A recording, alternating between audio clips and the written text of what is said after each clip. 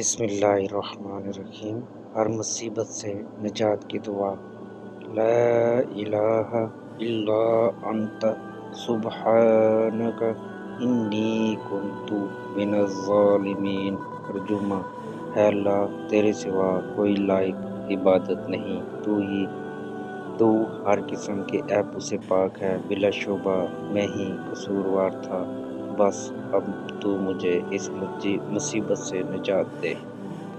ہر مصیبت سے نجات کے لیے، ہر تنگی کی دوری کے لیے، جہاں سے وہم و گمان نہ ہو وہاں سے روزی ملنے کے لیے استغفار کثرت سے پڑھیں۔ رب اغفر وارحم وانت خیر الراحمین۔